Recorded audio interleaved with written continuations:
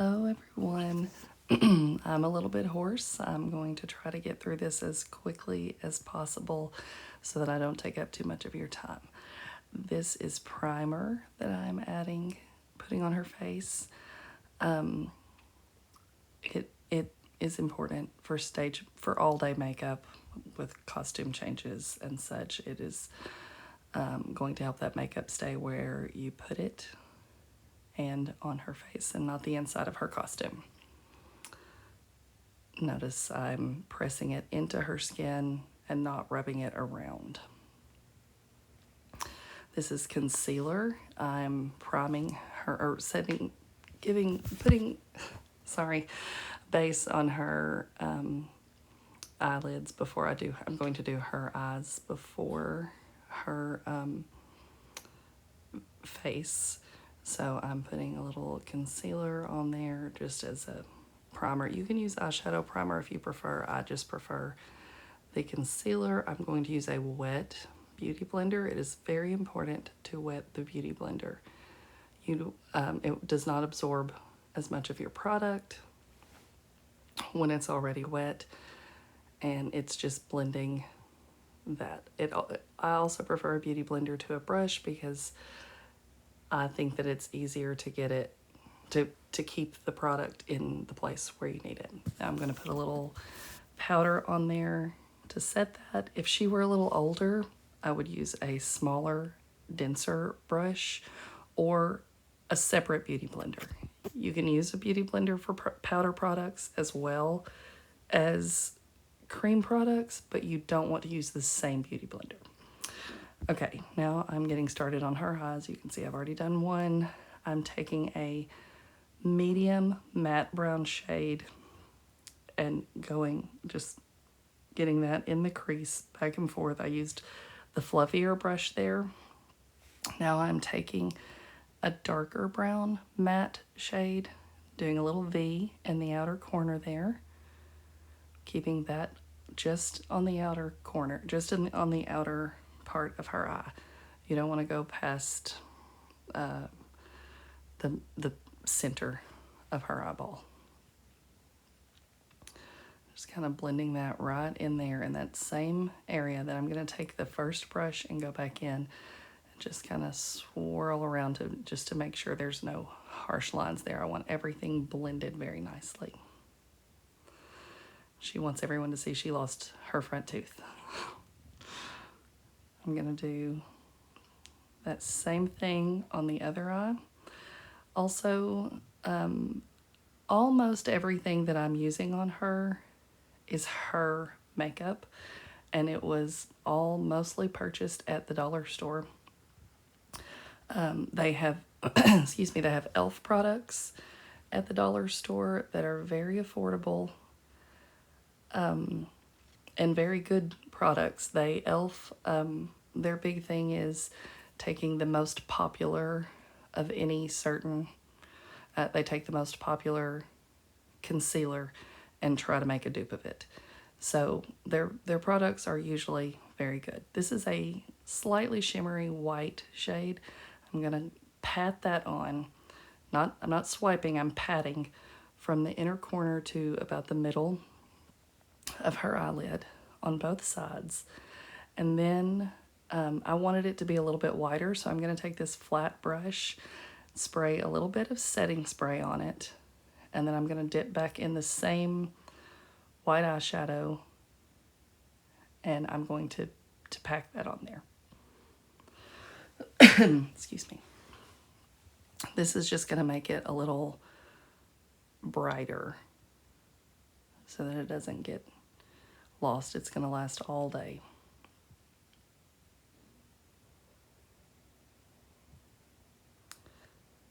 And then I'm going to just go back over and make sure that it didn't cover up any of the brown. Now I'm going to take this flat angled brush. This is the easiest way, in my opinion, to do eyeliner on a little. I dipped just the tip of it in the black, and I'm just kind of rocking that back and forth. I'm not drawing a line or anything. I'm just going, just kind of rocking it back and forth along her lash line. I'm going to do that all the way across. Eyeliner really helps to make their lashes look longer. Stage makeup is so important. It just really, now I'm going to take a makeup wipe and clean up her under eye area before I get started on her face. I'm putting her foundation on the back of my hand, and once again using a beauty blender. I'm going to start at her chin, just make sure all that area is covered. I am once again patting it in to her skin, pressing it in and not wiping it on her face. You can do this with a flat top brush if you prefer. I would not use any other type of brush, just because you want it to be thicker and stay where you put it and not sheared out with a brush like a brush can do. As I was saying earlier, stage makeup is very important. They can look very washed out. Stage lighting is harsh. They'll look very washed out, and later when she grows up and sees those pictures, you're going to have a lot to answer for if you don't make sure you put good makeup on her when she's little. I have a 14-year-old, so I can definitely attest you will have things to answer for. Okay, now I am going to do a little concealer in her inner corner. This is the e.l.f. concealer. Any areas that need a little more, some of them, it can tend to wear off in these areas. I usually also do kind of in the creases of the nose. On myself and Darby, Isla is pretty good about not touching her face, but they aren't all. So this concealer is the same color as her foundation. You can use a shade lighter if you prefer, and just kind of brighten those areas a little bit, but it's not necessary. Now I'm taking my wet beauty blender, spraying setting spray on it, and I'm going to go over those areas. I'm going to go over everything, but I'm going to concentrate especially on the areas that tend to crease before I set them with powder. And then I'll use setting spray again. But this is just a good thing to do for stage day, and especially for the older teenagers-ish who might have a little oily skin. Okay, now I'm going to take a cream blush and kind of give her blush a little foundation, because blush also tends to wear off throughout the day, and if her powder brush wears off, she'll have this still on her face. You want to take it from about the center of the eye, don't go any further in than that, and blend it upwards. You can kind of see the difference there if you caught that moment, how it kind of brings everything up. Now at this point, you can also do a cream contour if you want. I do not on her. She is very pale porcelain skin. I think it's hard to make it look right on her face. So I use the setting spray before I powder. I'm going to take this powder, I'm really not sure what that thing's called. Sponge, I guess. And I'm going to powder hard. I'm going to use it more like a pressed powder. It is loose powder, but I'm going to use it more like a pressed powder on those same areas that tend to crease. And then I'm going to go back with a brush and powder everything again.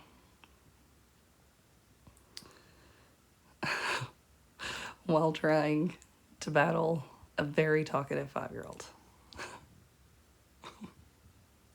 Okay, now I'm going to take a little bronzer, and I'm going to bronze from just right on the top of her cheekbone, kind of right at the top of her ear, in towards the bottom of her nose, kind of. Just a little right in there, just to give it a little depth. And then this, the forehead is kind of an individual thing. If they have a wider forehead, you can stay more on the outside. If they have a higher forehead, then you need to go more along the top. And then I like to do the jaw just right there, kind of under the ear, just a little bit down the neck and under the jawline. Now I'm going to do the same on the other side. And this is with powder bronzer. On an older child or a child with darker skin, I would do the same areas with a cream. So I had to switch phones at this point. Mine died and I had to use Darby's, and she had her front-facing camera mirrored or the mirror turned off or something. So this is still the same side of her face, just a little different. I'm going to go back over that blush with powder blush. Just the same place, just going over it. And now that I have all of my powders done. Oh wait, sorry. Nope, I don't. I'm highlighting now. Just the top of her cheekbones. Anywhere, you can kind of highlight anywhere that the light naturally touches. So I do the top of the cheekbones, the bridge of her nose, the her chin, and sorry, I didn't really realize how much this angle would cover up her face with my hand, or I would have switched it. But then I kind of do the top of her brow, the arch of her brow as well. Now I'm going to go over her eyebrows. She has plenty of eyebrow hairs, but they are white, basically. So I'm about to create an eyebrow out of thin air. I take that brush and go along the bottom line where I want it. And then I go along the top to create that arch. And then I'm just going to fill those in with little tiny brush-like strokes. This takes me way longer on her eyebrows than it should, but this is going to give me an opportunity to tell you eyebrows are so important.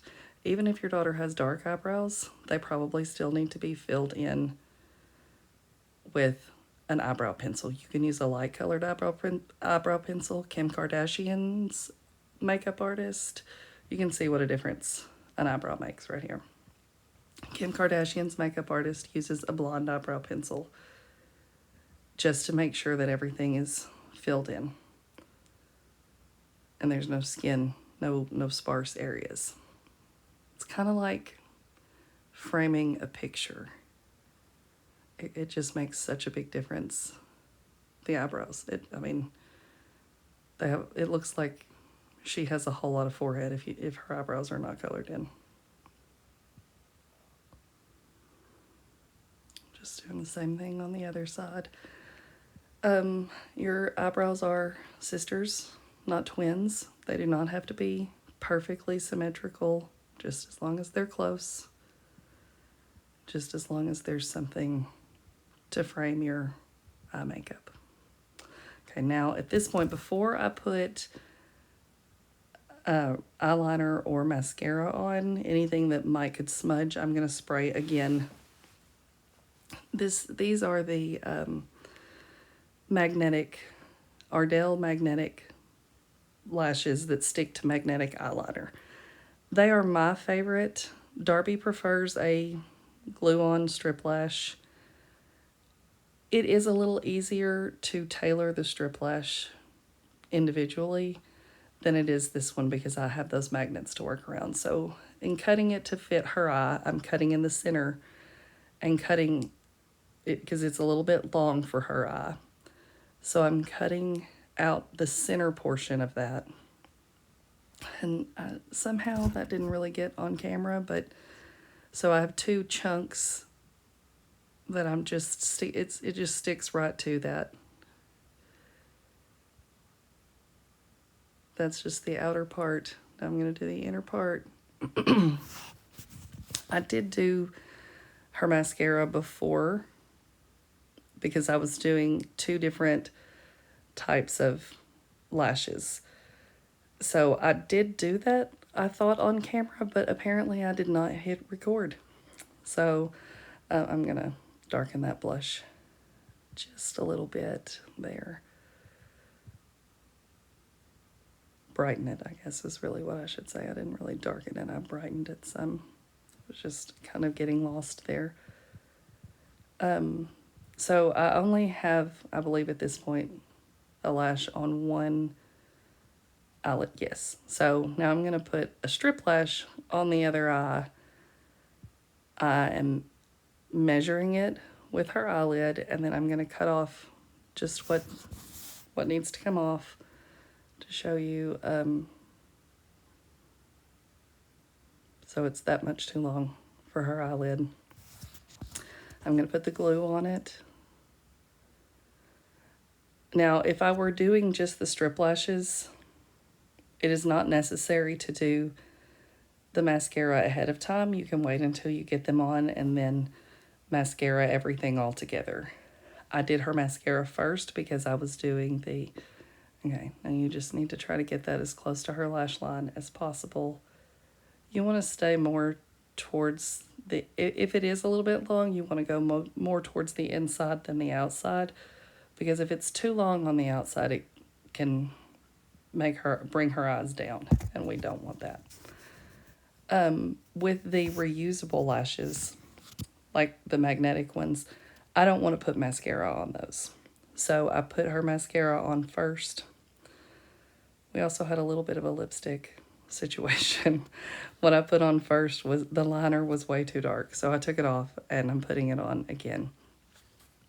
The most important thing with lipstick is you want a true red. This is still a little dark, in my opinion. I can brighten it some with gloss, but you do not want a brown red, an orangey red, not even a blue red, just a true red lipstick.